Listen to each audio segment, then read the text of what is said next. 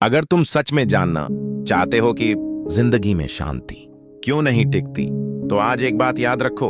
हर जगह बोलना बुद्धिमानी नहीं होती। यही बात करण को तब समझ आई जब उसका गुस्सा उसकी पहचान बन चुका था।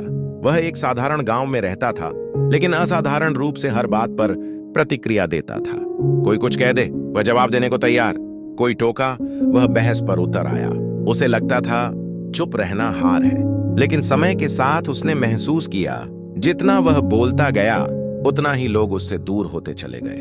रिश्ते टूटने लगे, मन अशांत रहने लगा और रातें बेचैनी में कटने लगीं। एक दिन उसे पता चला कि पास के नगर में एक शांत साधु का प्रवचन हो रहा है। लोग कहते थे वह बुद्ध की शिक्षाओं पर जीवन जीते हैं। करण उम्मीद लेकर वहां पहुंचा। प्रवचन के अंत में साधु ने बस एक बात कही, जो इंसान जीवन बदलना चाहता है उसे कुछ जगहों पर चुप रहना सीखना होगा। ये शब्द करण के भीतर उतर गए। उसने मार्गदर्शन मांगा।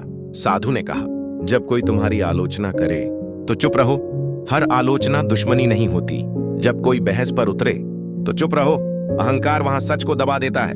जब सामने वाला गुस्से में हो तो चुप रहो। आग को शांति ही बुझाती है। जब दुख गहरा हो तो चुप रहो। मौन आत्मा को मजबूत करता है। जब कोई उकसाए तो चुप रहो। यही असली नियंत्रण है। जब राय न मांगी जाए तो चुप रहो। ज्ञान दिखाने की चीज नहीं होता। जब अपने ज्ञान पर घमंड आए तो चुप रहो। विनम्रता ही समझदारी है। जब सामने वाला सुनने को तैयार ना हो तो चुप रहो। बीज जमीन देखकर बोया जाता है। जब हालात हाथ में न हो तो चुप रहो। स्वीकार से ही शांति शुरू होती है।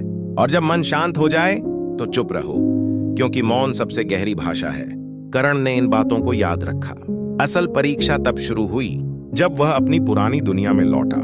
पहले ही दिन लोगों ने ताना मारा, अरे ये तो अब साधु बन गया। पहले वाला करण होता तो तुरंत जवाब देता, लेकिन इस बार वह चुप रहा।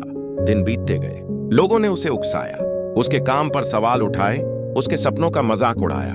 हर बार उसका मन कांपता, लेकिन वह चुप रहा। धीरे धीरे कुछ बदलने लगा। वह कम नहीं बल्कि भीतर से मजबूत हो रहा था।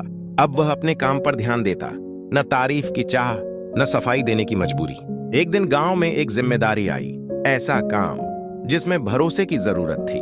पहली बार किसी ने कहा, वो जो कम बोलता है उसी को दे दो। करण समझ गया, उसकी चुप्पी अब कमजोरी नहीं, उसकी पहचान बन चुकी थी। काम के दौरान कई लोग उसे भड़काना चाहते थे, लेकिन वह शांत रहा। और वही लोग जो उसे कमजोर समझते थे अब उसकी समझदारी को मानने लगे। एक शाम वह फिर उसी साधु के पास पहुंचा। इस बार सवाल नहीं थे, सिर्फ शांति थी। साधु मुस्कुराए और बोले, जो अपने भीतर स्थिर हो जाता है दुनिया का शोर उसे हिला नहीं पाता। करण को समझ आ गया, असली जीत बहस जीतने में नहीं, खुद पर नियंत्रण पाने में है। गांव लौटकर उसने किसी को उपदेश नहीं दिया, वह बस अपने व्यवहार से उदाहरण बन गया। और तब उसने एक बात पूरी तरह समझ ली, चुप रहना कमजोरी नहीं, और चुप रहना आत्मनियंत्रण है। और आत्मनियंत्रण ही असली शक्ति है। इसीलिए बुद्ध ने कभी शोर नहीं किया, क्योंकि उन्हें पता था शांति सिखाई नहीं जाती, उसे जिया जाता है। शांति सिखाई नहीं जाती, उसे जिया जाता है। लेकिन कहानी यहीं खत्म नहीं होती। करण ने चुप रहना सीख तो लिया था, पर असली परीक्षा अब भी बाकी थी, क्योंकि शांति का असली इम्तिहान अकेले में नहीं, भीड़ के बीच होता है। कुछ महीनों बाद गांव में एक बड़ा विवाद खड़ा हो गया।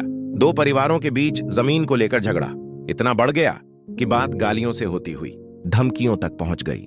हर कोई चिल्ला रहा था, हर कोई खुद को सही साबित करना चाहता था। पंचायत बैठी, लेकिन वहां भी शोर ही शोर था। तभी किसी ने कहा, करण को बुलाओ, वो अब कम बोलता है, शायद ठीक से सुन ले। करण जब वहां पहुंचा तो उसने कुछ भी नहीं कहा, न किसी को टोका, न किसी को चुप कराया। वह बस बैठा रहा और सुनता रहा।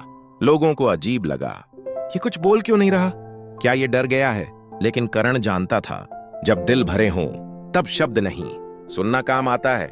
काफी देर बाद जब आवाजें थोड़ी धीमी हुईं, तब करण ने सिर्फ एक वाक्य कहा, हम यहां सच ढूंढने नहीं आए हैं, हम जीतने आए हैं। और जहां जीत चाहिए होती है वहां शांति मर जाती है। उस एक वाक्य ने माहौल बदल दिया। पहली बार लोग चुप हुए। पहली बार किसी ने अपने भीतर झांकना शुरू किया। झगड़ा उसी दिन खत्म नहीं हुआ, लेकिन आग शांत हो गई।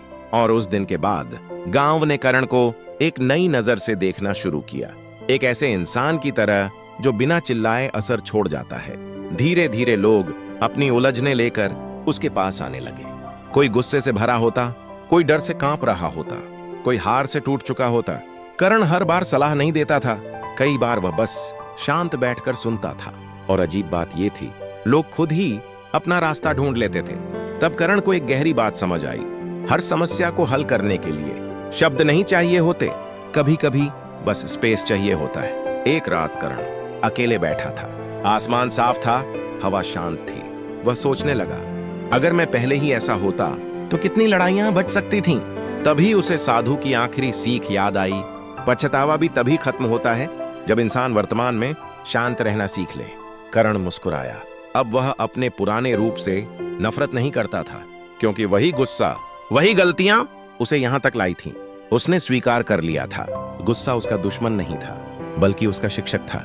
समय के साथ उसका जीवन बहुत साधारण हो गया, न बड़ा नाम, न बड़ी दौलत, न कोई दिखावा, लेकिन उसके पास एक ऐसी शांति थी जिसे कोई छीन नहीं सकता था। जो लोग उसे देखकर कहते थे ये कुछ खास नहीं करता, वही लोग भीतर ही भीतर उसकी तरह बनना चाहते थे। और तब करण ने एक बात पूरी तरह समझ ली, दुनिया में सबसे ज्यादा ताकत उस इंसान के पास होती है जिसे हर बात साबित करने की जरूरत नहीं होती, जो चुप रह सकता है, वही सही समय पर बोल भी सकता है। यही बुद्ध की असली विरासत थी, न मूर्तियों में, न बड़े शब्दों में, बल्कि उस मौन में जो इंसान को भीतर से अडिग बना देता है। क्योंकि शांति कोई मंजिल नहीं है, वह तो एक अभ्यास है, हर दिन, हर हाल में। और जो इंसान हर जगह बोलना छोड़ देता है, वही जीवन में सबसे ज्यादा सुनता है, समझता है और आगे बढ़ता है। इसीलिए बुद्ध ने कभी शोर नहीं किया, क्योंकि उन्हें पता था जो खुद पर नियंत्रण पा ले उसे दुनिया जीतने की जरूरत नहीं पड़ती, और जो मौन को समझ ले वही जीवन को समझ लेता है।